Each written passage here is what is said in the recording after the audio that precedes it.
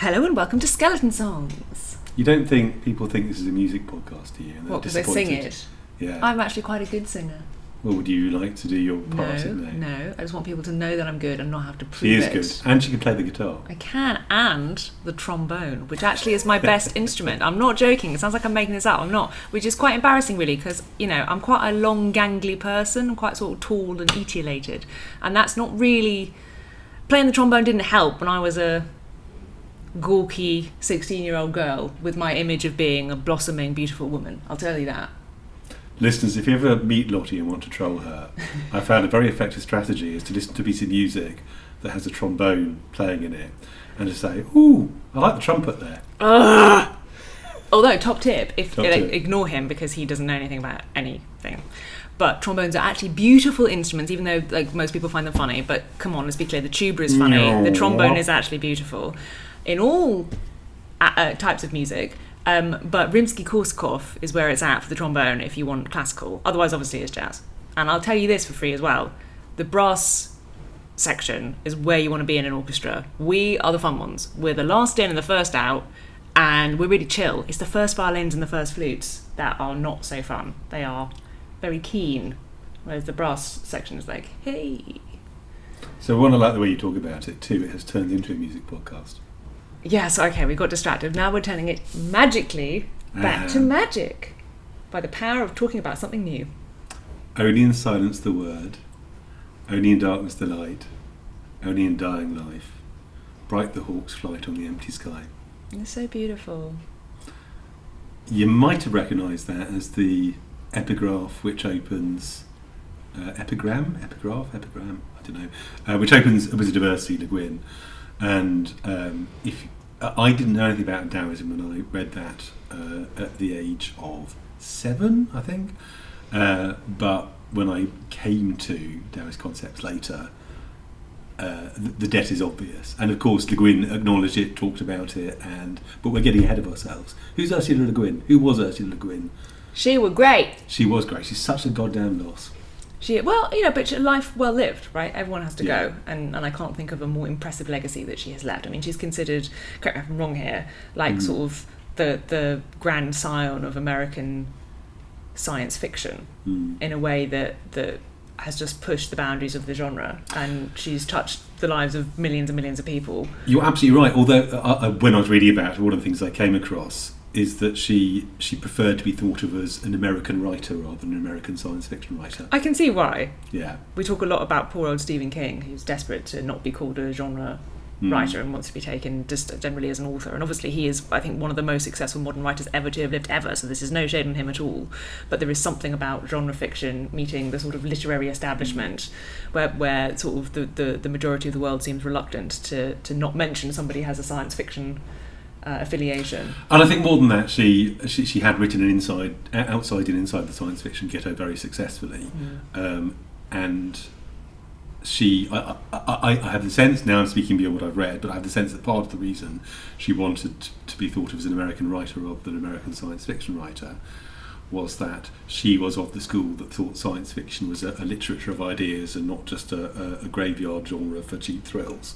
So that was part of her reaction. Well, if she's looking down at us, I can tell you that when I first read Wizard of Earthsea when I was smaller, she was not presented to me as a science fiction writer. It was just, this is a really good book, read it. It wasn't, this is great sci-fi, which even things like, Tolkien struggled to escape the grasp of the genre. So I think she has achieved what she wanted to.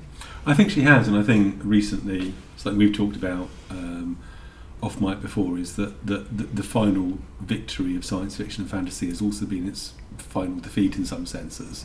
For the longest time, it was a very unrespectable part of the fiction world and of publishing, and now, post Game of Thrones, it's ubiquitous. But of course, as Theodore Sturgeon observed, 90%. So the story is Theodore Sturgeon, the science fiction writer, was told, but 90% of science fiction is shit, and he said, well, 90% of everything is shit, which is Sturgeon's law, is accurate. And this is the thing now. It is much harder to find unusual science fiction fantasy that doesn't fit than it used to be. Intelligent, I guess. Socially conscious, sure. Well written, yeah, you have to look a bit, but it's not there. But it's there.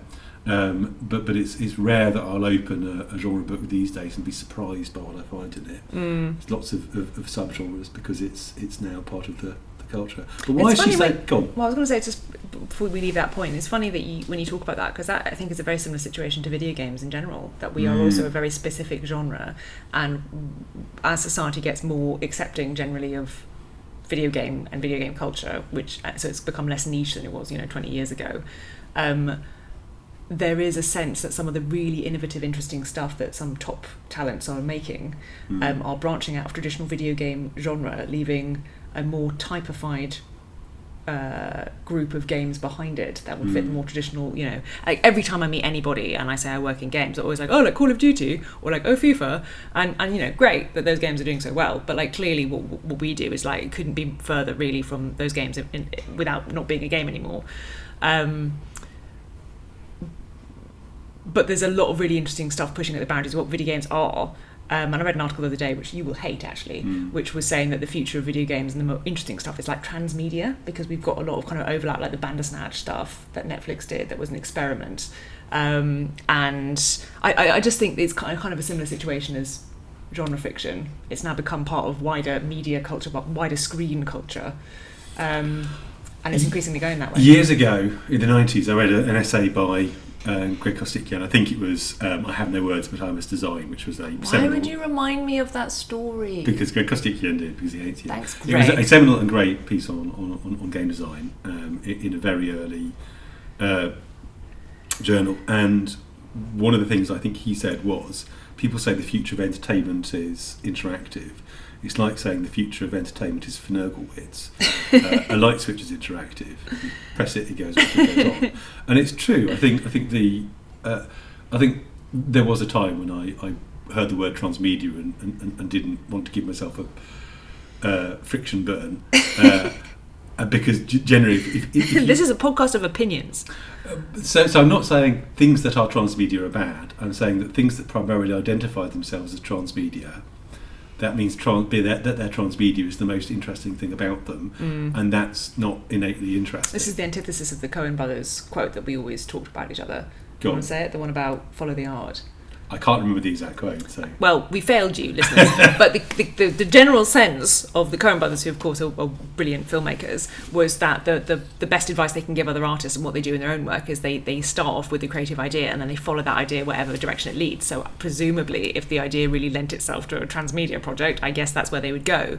But they say that the point of the art and how the creation process happens is the most important thing. You shouldn't be thinking about, the extra stuff that sometimes you're told to think about, like in games, classic like a bit of advice for early devs is like start marketing before you actually start designing, to start thinking about how you can make it hooky and how you can make streamers want to play it and all this stuff, and that is good advice in terms of marketability, but that does rather rub up against, if you think about games as art, then I don't imagine Michelangelo was sitting there thinking, how can I make my beautiful sculpture a bit more... I think he probably was. I think we're both in favour of art with a capital A, but I think you sometimes give artists, by which I include writers, too much credit. I think Michelangelo was probably sitting there thinking, if I make my Michelangelo look a little bit more like that bloke I think the Pope fancies, then I'll probably get more work done. I was going to say, if I know artists, he was sitting there thinking, oh, why doesn't Julia look at me? Oh, she's got such nice hair. Right, sorry, we got distracted. We were talking back to Le Guin. Wonderful Le Guin. Well, you tell me, you're the writer.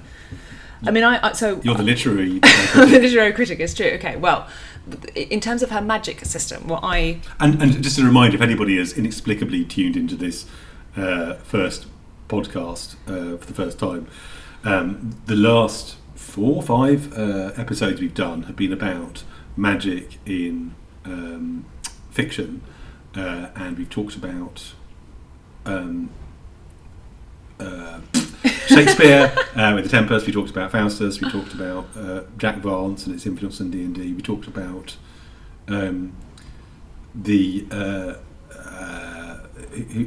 that woman who wrote about those blokes? Suzanne Clark. Yeah, because I always get her surname wrong, inexplicably. Susanna Clark, and I always get her forename wrong. Together, we nearly make a real person. I don't think we did an episode on Tolkien, did we? Because he's so present in everything we talk about. We just sort of mention him all the time. Yeah, he just lives with us. So we're going to round it off, and we're going to end with Le Guin, who is, for my money, the best fiction novel of the 20th century, written with magic foregrounded, is A Wizard of Earthsea. And I think it's better than Jonathan Strange and Mr. Norrell. But it's a bit like saying coffee is better than tea. I mean, it is, but it's kind of a silly opinion. That's the thing. I mean, I think if what you're saying by best is which one were you going to take with you on a desert island, then I agree. I think there is something just profoundly wonderful, and I would go so far as nearly to say sublime, about Wizard of Earthsea. And I wonder if part of that comes from the simplicity, because, of course, Le Guin was writing it relatively early in her career, explicitly for young adults or late teenagers, sort of. So she was specifically trying to make it approachable, which is why there are themes of, the Bildungsroman and learning about yourself and growing up and all this stuff inherent in it, because she wanted to make it, relevant for the readers she was writing for. Whereas, of course, Suzanne Clark was writing for adults. And to be clear, this doesn't mean that Wizard of Earthsea is a sort of baby book for babies at all. There's a hell of a lot in it, and I think people of all ages can appreciate it, which is part of its majesty. But in terms of the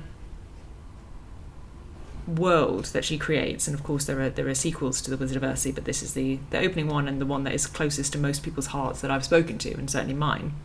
It really feels natural and believable. A lot of fantasy novels are brilliant in many ways, but I don't really read them and think, I can imagine myself totally in that world, and I understand how the plumbing works, and I know what the voting rights are, and it's just like where I live, except different. And that isn't necessarily a criticism, but it is really amazing how she manages to create a world which feels so old and so layered. We often talk about patina when we're making our own games, and how it's very difficult to create the sense of centuries of people and cultures overlapping and building up over time, which you get in reality. But she manages to do it, and magic is sort of woven into the foundations of this very natural, organic world in a way that I can't think of happening elsewhere. I mean, even Tolkien, to use him as a sort of counterpoint, it does feel like, obviously it's a believable world, but it does feel like there are the sort of bad people over there and the dark forces that sort of influence the world, and then the sort of goodies are over here. I mean, that's a vast simplification, so please forgive me, Tolkien. And Jonathan Strange and Mr. Norrell, it's a very stylised story, deliberately so. It's obviously specifically trying to do something like a historical novel and read like a historical novel, so it does come across as a little bit more distant. But Wizard of Earthsea feels like Le Guin has just opened a window on the train carriage into a totally different land, but it's believable. It's just, it could be Canada, except it's magic. So I'm really glad he said all that, but I disagree with all of it. No, I don't. Let's talk in a minute about her family background, which is, I think, really fundamental to the sense of groundedness and patina and layers. But you reminded me, of course, that it is a novel written for children and young adults. So a couple of things about that. First of all, just some dates to focus our minds. Do you happen to know either when Le Guin was born or how old she was when she wrote Wizard? I had looked both these things up. So I know that, I think The Wizard of Earthsea was written in the early 60s. Late 60s. 1968. 1968, okay, fine. And I'm going to guess that she was born in the 20s. Was she? 1920s? Yeah. 1929. So just again, Le Guin was born around about the time Cultist Simulator is set. She was born around the time. Why don't we have a Le Guin stand-in in Cultist? What an absolutely missed opportunity. Because she'd have been there. Well, but the point is, that's a good point. It always takes me back. It always strikes me oddly to realise how close different periods of history are together. They're not like separate houses. Yeah. They're rooms along a corridor. Yeah. So she grew up through the Second World War with her academic anthropologist father and her academically inclined writer mother, and then she was writing when she was 38. By which point she'd married, if I remember correctly, she actually gave up her PhD. That's what makes me think, when you say, it's very important to her that she was described as an American author rather than American sci-fi, I get feminism from that. I get the sense that this is a woman who in the 50s married a man, and as a result of being married to a professional man was sort of expected to give up her own profession. And Le Guin isn't her family name, is it? Is it not? No, it's her husband, the man of the family. Her husband, I think Charles Le Guin, was a historian, and her parents were Crober. And it's a beautiful name. And it's a beautiful name, but she took her married name and made it her own, and it was her, non-declinable. But so as you always say, people never do anything for one reason. So I'm sure there are multiple reasons, but I get a sense that she was sort of determined to push against some of the expectations of her time and succeed because of her own massive talent, not because of, she took, for example, George Eliot famously, the tradition of pretending to be a man to get your book sold, otherwise everyone would be like, ooh, my woman has probably got blood all over it. So another really silly example.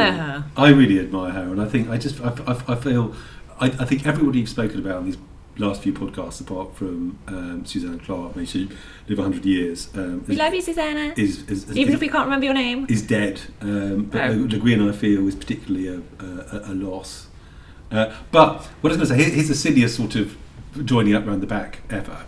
Le Guin went to a place called Radcliffe College in Harvard.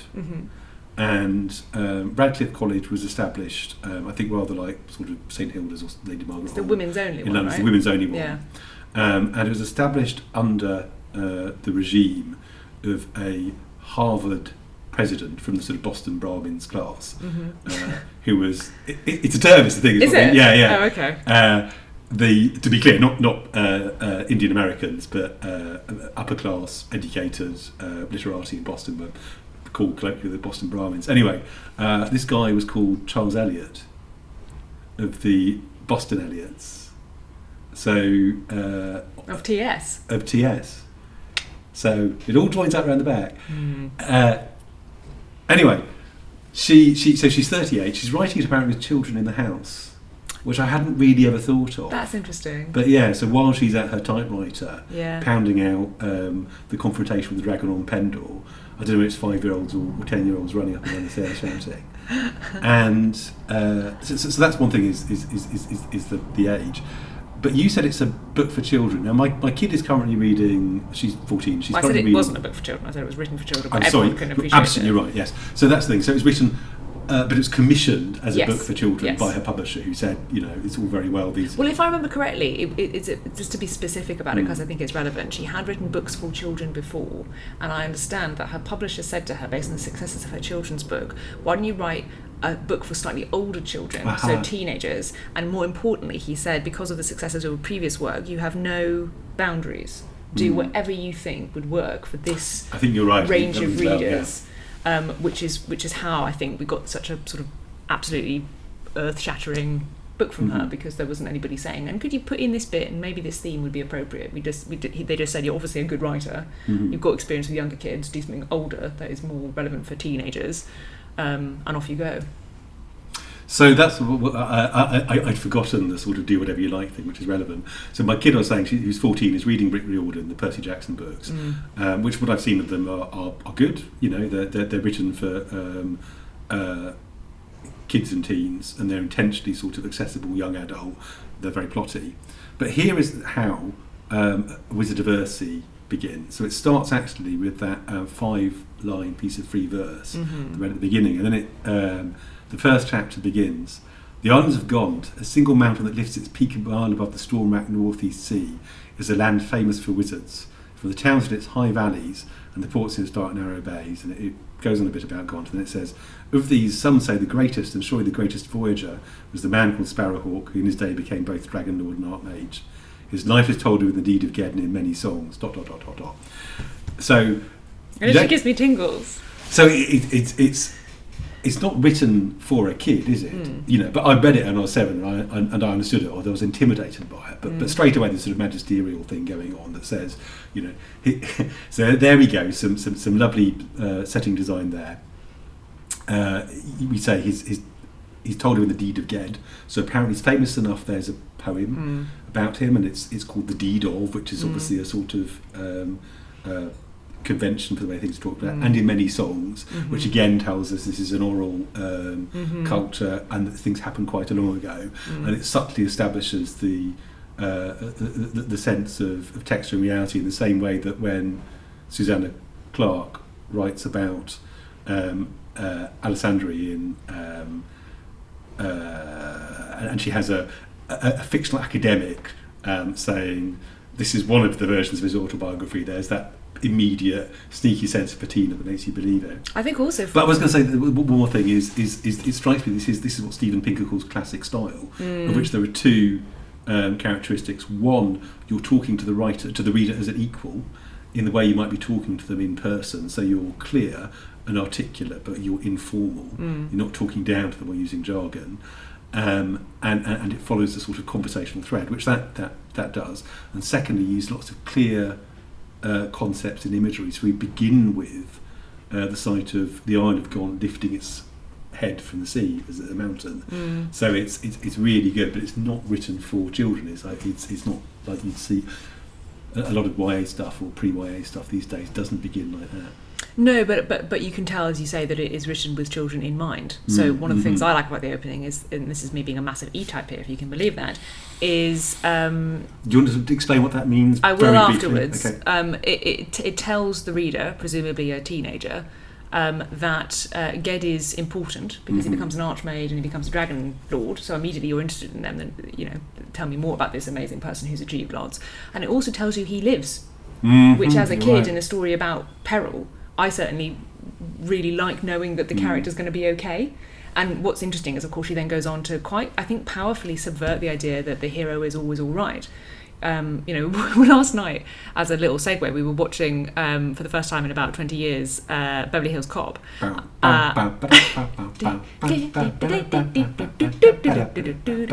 You're welcome, you see, there we go. We're tap dancing, you just can't hear it, we're doing it in slippers. And I love Eddie Murphy, he's fantastic, but one of the things that I've forgotten was that apparently the character that he plays can just get beaten up quite savagely, and he's totally fine within seconds. There's at one point the climax of the film, and spoilers, but it's 1,000 years old, so you have no excuse. He's being actually held by a gang of men and beaten up for a good 10 to 15 minutes. Now most people will be unconscious by that stage, I think, and as soon as he's freed, he's out there, he's jumping down staircases and shooting people with a crack shot. He has no issues with it. Whereas I think Wizard of Earthsea was the first story I ever read as a younger person where the main character has lasting scars because of course Ged is facially scarred from his first interaction with the shadow, and it's quite a dark plot. The whole thing is him having made this horrible mistake which killed somebody, and it didn't even kill the person that was directly involved. It killed basically an innocent bystander. It didn't? It did, because when he... Oh, you did, you're right, sorry, of course. Yeah. So for people who haven't read it, a little spoiler, quite a big spoiler, so 3, 2, 1, spoiler time. One of the inciting incidences early on in the book is Ged is basically provoked into a magical duel, because he's a very precocious magician. He's obviously got a lot of latent talent, and he knows it, so he's a bit smug and annoying. And an older student at the wizard school he is at, called Jasper, I believe, they have a rivalry and ultimately it ends in this duel. And because Ged is very powerful, but he's obviously not totally in control of it yet, he accidentally summons up a shadow of very frightening proportions. That is so frightening it seriously damages Ged and gives him a lifelong scar on his face. Jasper, I think, runs away, and the archmage who runs the school is the one who has to come in and banish it or do something to it. I can't remember what he does. He has to banish it. He has to drag Ged's spirit back to his body. That's it. Yeah. And this immense amount of magic, because Ged has accidentally summoned such a powerful creature, kills the archmage. So I found that even sadder than if it had killed Jasper, because at least Jasper would have been involved. It was just some nice old man who was really wise who would have come in and save a kid, and Ged has to carry that guilt for the rest of his life, and that is explicitly discussed. He obviously feels very bad, and it's a big turning point in his life because he realises that his sort of hubristic pride actually has consequences, and the rest of the book is Ged trying to address the issue of this shadow which pursues him relentlessly throughout his life. And I won't spoil the total end of the book, but there's the word you use there is consequences, and it hadn't occurred to me till you started saying this, how many times in the book Ged gets his shit fucked up. So he, at the beginning... That was on the back of the book, the first edition. He performs a feat of magic which leaves him... At the start? Yeah, he's beyond his powers. That leaves him sort of in a semi-coma, speechless, and he has to be brought back by a mage. But remember, there's a little foreshadowing before that as well. I do. I'll come back to that. But then he gets the... I mean, no, not this feat. I mean, at the beginning, like chapter 1, his power comes to the attention of. Yeah, when he's trying to show off to a girl, which is hilarious. So what I'm thinking of is at the very, very beginning, where he sends warriors away from the village by weaving a mist. Oh, right, sorry. And then he's in a sort of coma. And then he's in a various peril at various points, but he's in this kind of coma. He ends up in this kind of coma after he summons the shadow as well. Mm-hmm. He ends up trying to bring a child's fevered spirit back to his body and ending up in a coma again, for which he has to be brought back by his pet licking his hands. Don't talk about the pet. I can't deal with the pet. If anyone is really attached to animals, beware this book. And then he ends up going to a strange dark place. Hoag, that was the pet's name. Hoag. And strange dark place and confronting his shadow. And again, he gets his shit fucked up and wakes up in a sick bed being healed. And then later he gets trapped in the shape of an animal and he has to be brought back by a mate. So it's all about the scars, and he's really vulnerable. And the sense of vulnerability, I think you're right. I think the idea that he actually lived through it is a comfort when you're a kid and you're reading this. And the other thing, the word he uses is consequence, because one of the key things in Le Guinian magic, and one of the things that makes it feel weighty and effective, is there's always a sense of consequence. There's this capital E word, equilibrium, that the wizards have to maintain. The balance is really important. And that, if you do something big, there's going to be an outcome, and maybe the outcome won't be great for you. And that allows it to feel convincing and relevant in a way that not all magic does, because obviously a lot of magic is superpowers. Anthropology. She had a background in anthropology, did she? So her father was Krubb, I think, is this extremely eminent anthropologist who did stuff mostly on Indigenous and American. I knew that Native American was an influence. I hadn't realised it was her father. But obviously, anthropology is a lot of it's comparative. So you look at stuff from all over. So I think you can definitely see. I mean, a lot of it's just her reading, but you can definitely see the British folklore in Earthsea as well. I think you can see stuff that looks like Polynesian or even Indonesian culture in the archipelago, and it's. Well, I know that Norse was also a big influence, and Norse with the cogs. Well. So, well, shall we get the racial thing out of the way? So one of the things... That sounds, if you don't know, it's much less sinister than it sounds. Don't worry. One of the things that Wizard of Earthsea was praised for was subverting the sort of classic idea that if you're a Western person writing an epic where there is a hero of some kind, almost always the hero is white. And sort of very casually, I don't know, like sort of 30 pages into the book, it is mentioned that Ged and his tribe and his tribe's people are dark-skinned. And most of the characters we meet throughout the rest of the book are dark-skinned, I think. But Le Guin doesn't really lean into much character description. She doesn't sort of give you a really detailed description of how everyone exactly looks, which is why a lot of readers are sort of mildly taken aback when it's mentioned that Ged has dark skin, just because a lot of them were little European kids who white. We get the Kargs, the savage Viking raiders who come in and who are explicitly pale-skinned, But it was, I remember when I was reading it was a real shock to me, because I grew up in, at this point it would have been 1979. I was living in southeast England, going to a school where there was usually sort of one black kid in each class, and so I'd seen people who weren't white, but I just sort of thought of the world as default white. And I got to about page 110, and it casually mentions that sort of Ged's friend, he's not the sort of red-brown Ged is, so sort of Indigenous American coloured. He's like the dark brown in the southern reaches. And I suddenly, lovely character. Love Vetch. And I suddenly realised that, all the sympathetic characters we've been talking about had been dark-skinned. There was a real sort of moment where the world goes still and you realise that the world isn't always about you and about the people next to you. But I like it because it doesn't become a sort of ethnic morality tale, which is exactly. really nice. It's just like, this is just the way it is. These days Great. it would be a capital I identity thing. Let's move on. So make a point, Yeah. and Le Guin probably actually gets stick for writing a story inappropriately other people's voice or whatever. But it was great.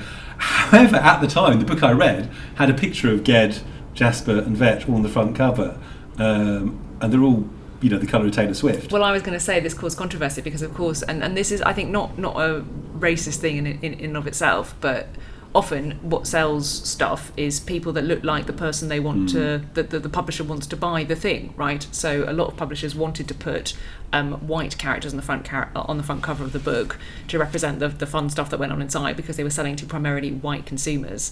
And I think a lot of the publishers probably just hadn't read the book, so just assumed it was a white character and weren't making any complicated decisions. Le Guin got in a fight with the cover designer. But that's it. Obviously, she was angry because that's just wrong. So yeah, we got that out of the way now. We're done with that. We did. But I think the key thing is that at the time it was quite a bold thing to do, especially in a children's book. And she just did it. It's not a big deal. And then she got on with the rest of it. I think that's such a representative sort of moment. Like, that's the mood. It's sort of unusual, brilliant things happen, but they're just sort of casually discussed in the way that you casually discuss, like, oh, I went and got some bread yesterday, except replaced bread with a wizard. But that's what makes the world, I think, so believable, that everything is presented as though it's normal, which allows you to just experience it like the character in the book, for whom it is normal, Yeah, we went to a... No, I thought you were going to say something. Oh, no, I wasn't. No, I thought he's you were picked up his phone in a meaningful way, which normally means he's about to check a quote and then present it to you as though he's just remembered it. When you've given away my secret. No, I thought there was something great I was going to say. I couldn't remember what it was. Oh, that was it. One of the other things that I've seen said about Earthsea that I think people get slightly wrong is that there is no religion in it, which is very unusual for a pre-industrial society. I cannot think of one pre-industrial society in history, and very few in fantasy, that don't have some sort of religion, whether it's with gods or not. And Earthsea doesn't. They do have a creator figure, Segoi, who is said to have raised the R's to the deep, but that's about as much we know about him. But I think it's really that the wizards are the priests, because they have a priestly function in the communities they serve. They name people, they bless things, they serve as effectively spiritual leaders of the community, although that term's never used. And they interpret the myths, and they tell people the stories, and they remember the songs. And one of the things that struck me when I reread Earthsea before this podcast was how the school of wizards in Rogue is it's not like Potter. I'm not saying that in a sneery way. The Hogwarts is intentionally reminiscent, and overwhelmingly reminiscent of Porsche boarding schools in the 50s. That's the fantasy, is that you get plucked out of your mundane life. And your Pebble Dash house, and you're given a cloak. Exactly. And the School of Wizards in Rogue is monastic. They sleep in, I don't think they're actually called cells, but they're plain stone rooms. There are no women there. Yes. Women aren't allowed to become but wizards, that's which we'll come back it? to. It is interesting. And there are there's this really monastic feel to the institution, and it's because the whole thing comes back to this equilibrium that you've talked about, and the sense you get is that the world is very calm, except obviously the calamities happen. It will thunder and be frightening, and Kargs will come and raid your village, but all the people in the book who are presented as aspirational or older and sort of authority figures, they all have this immense sense of be very careful, very much think before you act. It's very contemplative. The entire magic system is based upon naming things and working within the laws of nature, and essentially communicating with the existing magical nature that permeates the world, and controlling it in that way, rather than sort of saying special words that make something out of nothing. So it makes sense that the school teaching talented wizards to be would have this sort of calm monastic mood as well, because you are sort of essentially learning self-control before you can then learn natural magical control, and that this of course is Ged's big evolution, that he actually, as a lot of kids are, is very impulsive and ambitious, and he knows that he's a good magician. He's clearly got lots of talent, so he kind of wants to act now and doesn't really realise how powerful and important it is to be measured and thoughtful and work within, you know, the natural warp and weft of the world, which of course he ultimately does. And there's this great moment at the beginning when he's sort of picked out by the Wizard Of Earthsea for his power, and he goes up to go be Ogi's apprentice.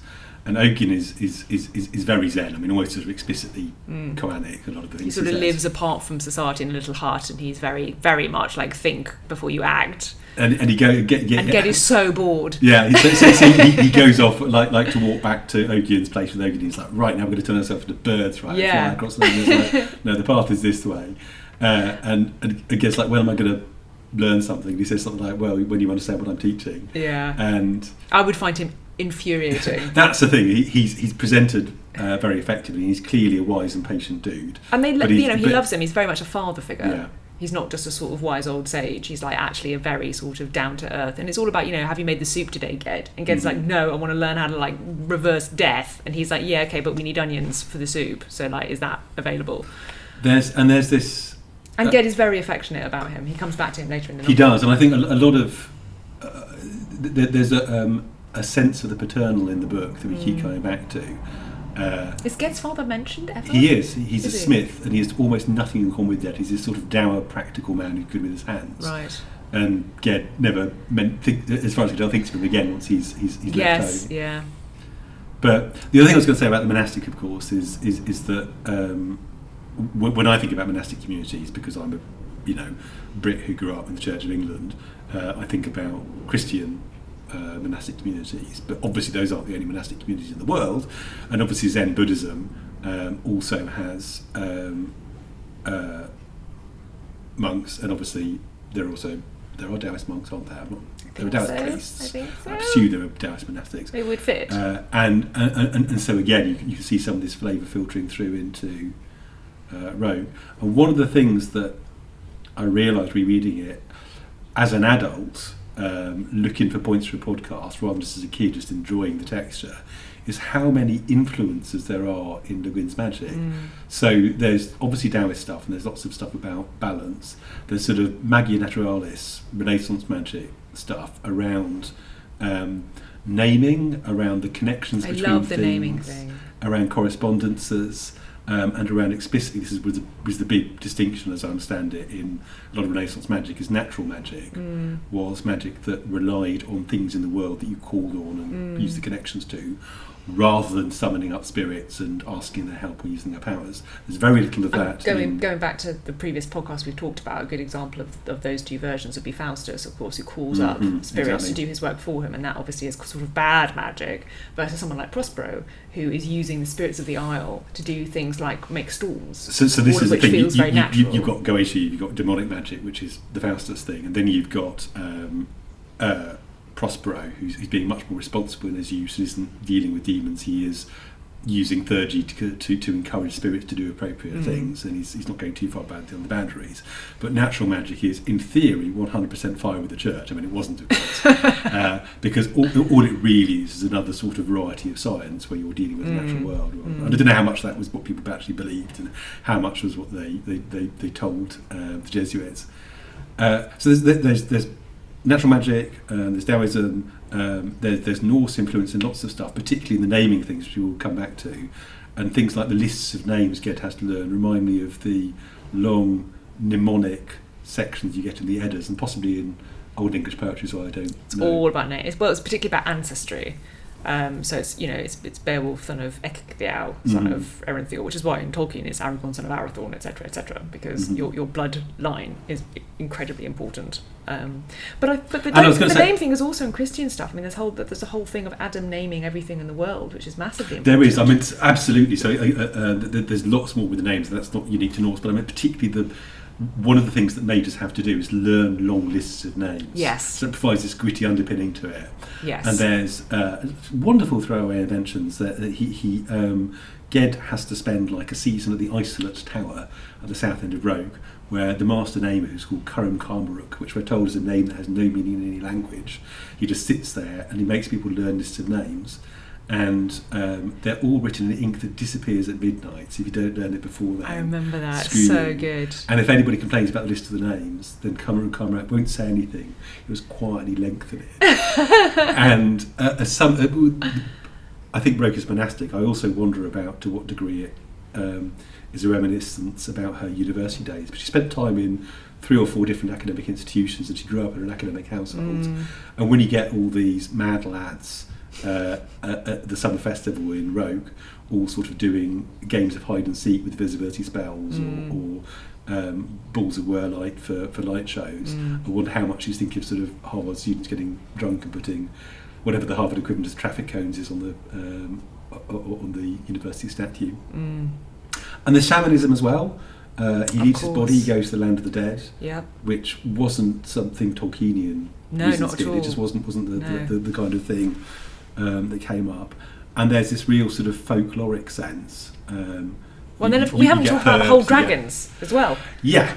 And the dragons are also interesting because there's things from east and west, and east and western dragons are very different, but they're quite united. You mean not within the fiction? You mean within our world? Yeah, I'm sorry, I said that really confusing. Just because obviously in the book he goes very far west, which us cartographers refer to as the left, where he has this big important climactic interaction with this very frightening dragon, and dragons are presented very, very frighteningly. They're like they definitely exist, but they are not sort of, oh, look at that little dragon over there, he might grow into a big one day and we should look out for him. Like, it's like do not mess with the dragon, right? They are bad, scary, old, clever, cunning, powerful things. And then you very much go to the east for the actual ending of the book, where he has this second climactic interaction with the shadow. So I was just confused. But you are talking about Western real world ideas of dragons and Eastern real world, right? So you know, in the West they are worms with or without a Y. If you're cool, they have a Y. And that's how you can tell. And in the East, you know, dragons are important in iconography and religion, and they tend to be associated, I think, often with the sky and with water, and in the West they tend to be associated often with earth and with fire. Well, that's obviously. Can I say the fun dragon bit about Beowulf? Yeah. That in the Cotton Vitellius AXV manuscript, in which Beowulf is forever enshrined, there is a section which is a sort of like, there's lots of like little stories that sort of finagle away from the actual Beowulf plot, and one of them is about this great worm with a Y. And unfortunately, that bit of the manuscript has actually been eaten away by worms in real life, so we don't actually have the story of the worm because it was destroyed by a worm. But conspiracy. Maybe it was like a tiny proto-dragon being like, "You shall not take my father's name in vain." It was a tiny proto-dragon being like, "This is the bit where the dragon turns out to be a real dweeb." we must get rid of it to show that dragons are cool. But you want to talk about names, and the dragons are a good way into that, because one of the things that makes dragons so frightening is they speak the true old, speech, the old tongue. So if anybody doesn't know what we're talking about with the names, the key underpinning of the magic system in Le Guin is that in order to control something, you must know its true name. So when we've been using words like Ogion, that I don't think is his true name. Everybody has sort of basically two names, one of which is their true name, which is almost universally kept private because it is such a powerful thing for someone else to know your name. And the other name is the one that you use every day for common speech. So, you know, the equivalent is, I'm technically Charlotte, but everyone calls me Lottie, right? And obviously you could probably work out that I'm Charlotte if you know that my name is Lottie. But in Le Guin's system, if you called me Charlotte, then you'd have power. But if you called me Lottie, it's just like saying, hey, person over there. And the dragons, of course, know the true names in a way that humans have to learn the names, and they have to pass down the true names. It's not sort of obvious to humans, whereas dragons seem to have this intuitive understanding. And this leads to the confrontation with Yvord, this very frightening dragon of the West that Ged eventually fights. To him offering, because the big problem with Ged's shadow is he doesn't know the shadow's name, and he's been told by various very talented wizards either that it has no name, it's a totally nameless thing, which would be very, very unusual, or that it has a name, he just doesn't know it, or something else. And he you know, defeats this dragon, and in return the dragon offers to tell Ged the shadow's true name, which would allow him then to control it and ultimately banish it and exorcise it. And importantly, he chooses something else. which I won't spoil. So yeah, and that's again one of the moments that feels very different from, it's very unexpected, is he goes off this confrontation with the dragon, and it's 8 wormlings, and he has bet his life on having guessed correctly that this is the same dragon that a certain hero of myth fought, and he came across its name on like a scroll in the Library of Rome. Which shows you how important all the scholarship is, because if he hadn't done all of that work in the tedious tower of boringness, then he might never have had the knowledge to piece together potentially what this dragon is and control him. Who knew an anthropologist's daughter married to a historian who's a scholar in her own right would have a high opinion of the value of research? Conspiracy. So the true speech, so names, so dragons. Oh yes, that was it I was going to say. One of the things we are told about the true speech is that humans can't lie in it because it's the fundamental language of the world. I'd forgotten that. But dragons can, because it's their native tongue. So they can't tell a direct lie, they can twist it around. Yeah. And I haven't read it, but she wrote a book called City of Illusions, I think the year before she wrote Earthsea, although I'm not sure, where there is a alarming culture that may or may not be human that's taken over Earth, called the Xing, who are unusual in that they're the only culture who can lie telepathically. What? Everyone else will use telepathy. What a horrible idea. So this is obviously something that was of interest to her, and she comes back to. Yeah. But the dragon confrontation, so again, no spoilers. Ged.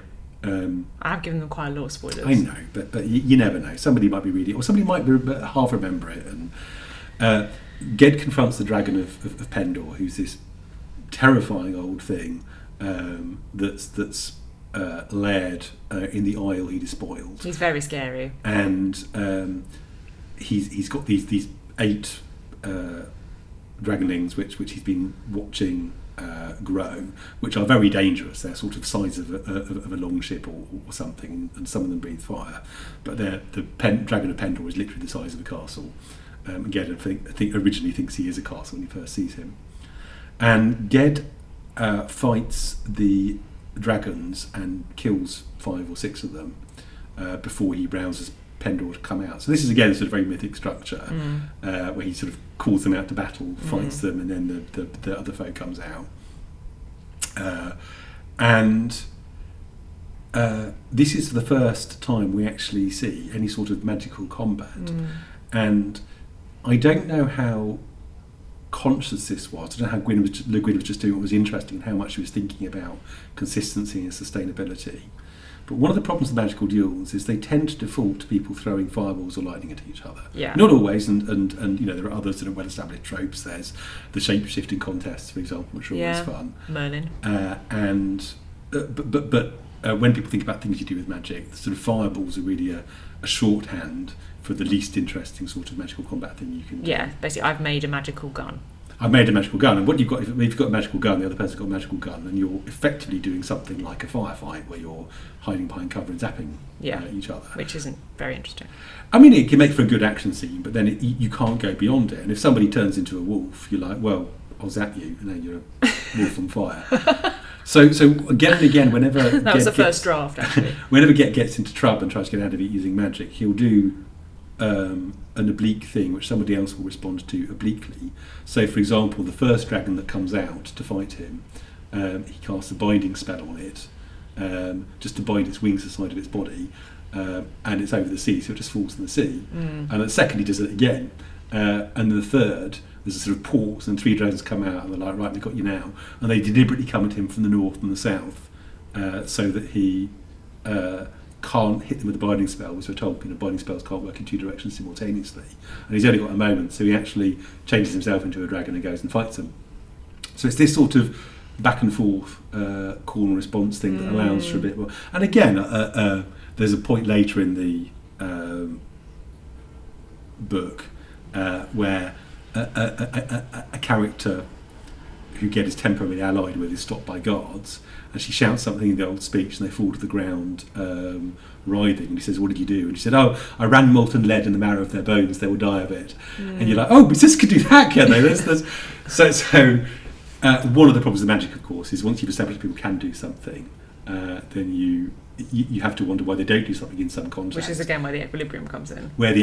So lots of books spend a lot of time sort of taking powers away or saying, that we're being watched by Sauron, so we can't muck about. Yeah. But this is where the equilibrium thing comes in. This is wonderful because a lot of villains or renegades can use magic carelessly, so they're a real threat.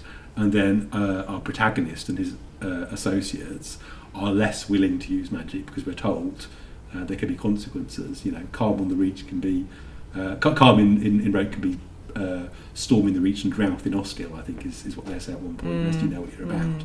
So it provides a rationale. Very difficult, very interesting, but very difficult to do in a game. Except in the most sort of straightforward way. You get like a chaos meter rising or something. I've seen things like that. But very effective in a literary context. And of course works with the theme of the book, because you're right that from a structural point of view, Le Guin needs a reason as to why magicians aren't constantly exploding everything all the time, if they can.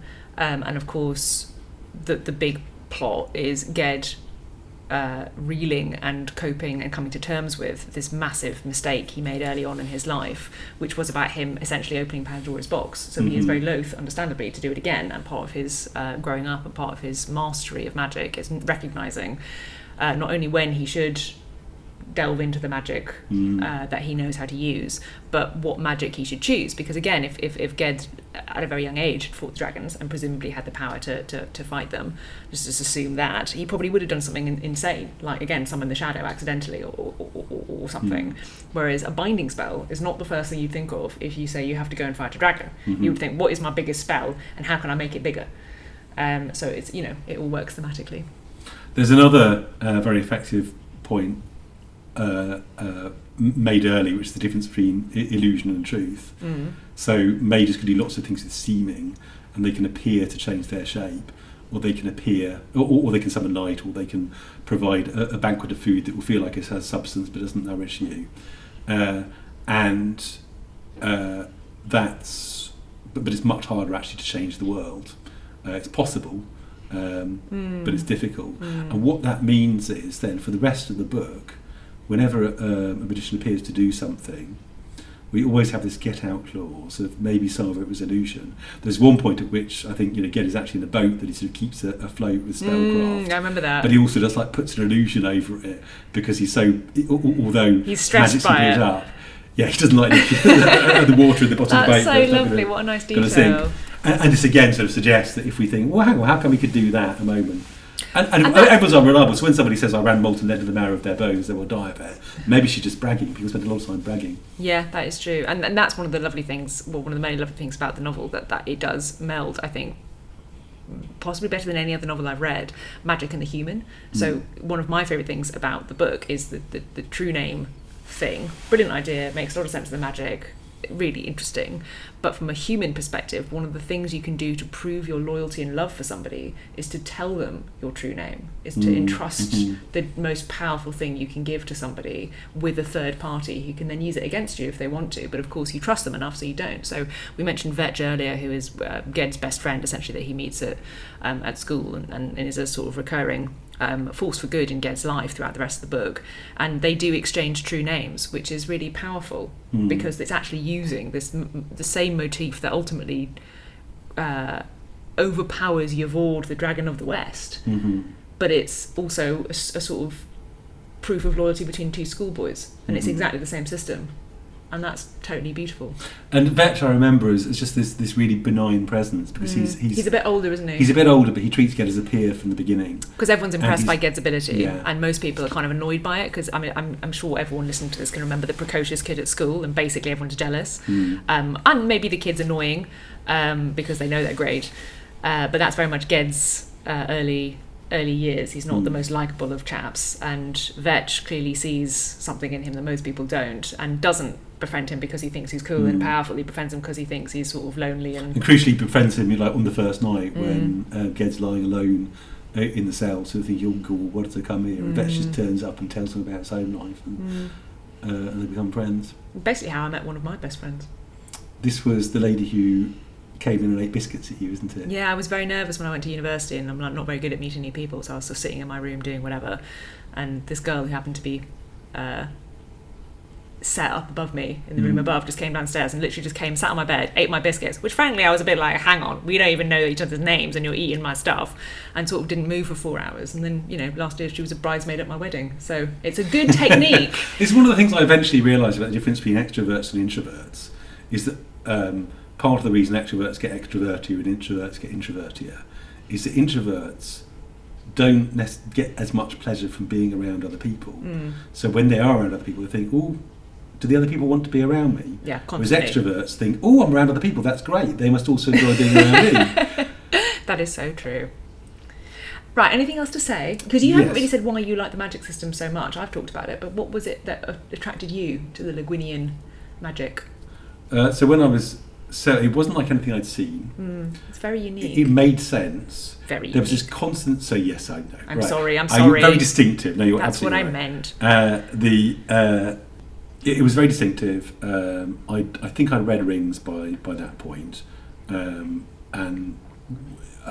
you know, Gandalf's interesting and talking to a lot of flavourful stuff, but it's not a book about wizards. And every sort of fourth page with Le Guin, there's another revelation about the way magic works or the way things are that unfolds naturally as part of the plot, which if you are a sort of system inclined person is very appealing. It part of it is how much I enjoyed it when I first read it, and part of it is how it stayed relevant in my life because she drew so many inspirations from so many different sources that you I think if you read Earthsea when you're young or even when you're older, you then come across things that seem familiar because she's drawn so many threads together. Part of what we haven't talked about is just her prose is beautiful. So lucid, and I think I've said before, I think I said this about Clark, one of the marks of a really good lucid writer is that you can return to a book 10 years later and the sentence will look familiar on the page because it's stayed with you. That's a really nice. And that's in pretty much every page of Le Guin is like that. There's a couple of really, really spooky bits in it. There's the scene that you mentioned earlier where young Ed is tempted by the women. By the I think the female author was making a point there, listeners. He's tempted by the daughter of a witch to go and look up a spell for summoning the dead. And she's like, I bet you couldn't summon the dead. He's like, I could if I wanted. And she's like, oh, okay, whatever. So he goes home, he takes the Book of Power off the shelf. He reads Ogien's books, and he starts reading it. He's puzzling out the runes, but he can't really understand it, but he's reading it. And then he realises, to his horror, that while he's been reading, the room has grown dark. I remember this. It's really scary. And a horror comes over him, it says. And he tries to lift his eyes from the page, but he can't. He has to keep reading the spell. And he looks up, and in the darkness by the door, there's this clot of shadow, and he thinks it's reaching towards him and whispering. And he panics. And then, just then, Ogin comes in and does a whole... I literally remember the phrase, clot of shadow. Yeah. And again, that's beautiful, right? Because it suggests a whole bunch of stuff. It's vague. It's horrible. It implies blood. It implies gunk. I have a debt to acknowledge as well. That was the other thing I was going to say.